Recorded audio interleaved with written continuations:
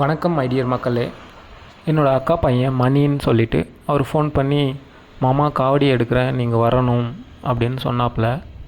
நான் யோசித்தேன், வேலை இருக்குது, ஃபேமிலியோடு டைம் ஸ்பெண்ட் பண்ணணும், ஆனால் மனசு சொல்லிச்சு போ அப்படின்னு. யங்ஸ்டர்ஸ் எல்லாம் எப்போவுமே ஜாலியாக இருக்கணும்னு நினைக்காம, இவன் கொஞ்சம் ஸ்பிரிச்சுவலாக இருக்கானே, நிச்சயமாக அவனை பாராட்டணும் அப்படின்னு சொல்லிவிட்டு நான் கிளம்பி வந்துட்டேன். கோயிலுக்கு போனோம். ரிலேட்டிவ்ஸ் எல்லாம் இருந்தாங்க. அந்த மொமெண்ட்டில் புரிஞ்சது, பணம் இருந்தால் மட்டும் போதாது, நம்ம ஆத்மா டெய்லியும் டான்ஸ் ஆடணும்.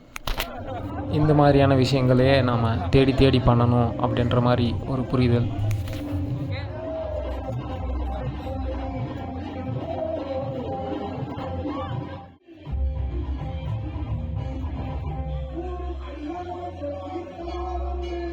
தனியாக இருந்தவன் திடுக்குன்னு நிறைஞ்சி போன மாதிரி ஒரு ஃபீலிங்.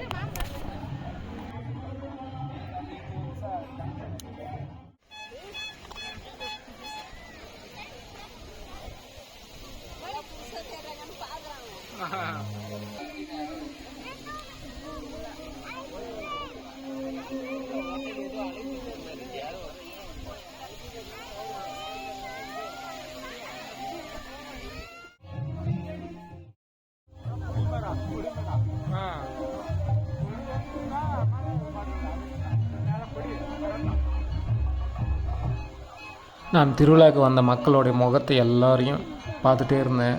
ஒருத்தருக்கும் ஒரு விதமான கனவுகள், வேண்டுதல்.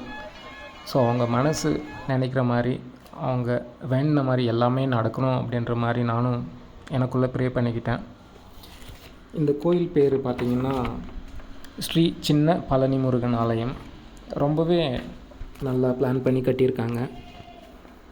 திருவிழா அப்படின்னாலே பொரி மிக்சர் வாங்காமல் எப்படி அப்படின்னு சொல்லிவிட்டு நான் முன்கூட்டியே வாங்கிட்டேன். ஸோ அப்போ தான் நம்ம நடக்கும்போது எல்லாருக்கும் ஷேர் பண்ணலாம் இல்லையா.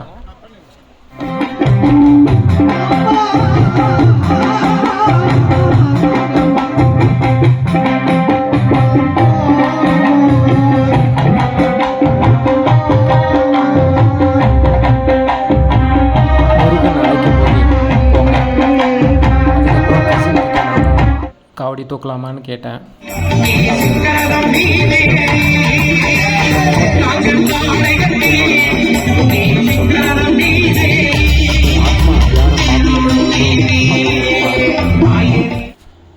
அவ்வளோதாங்க.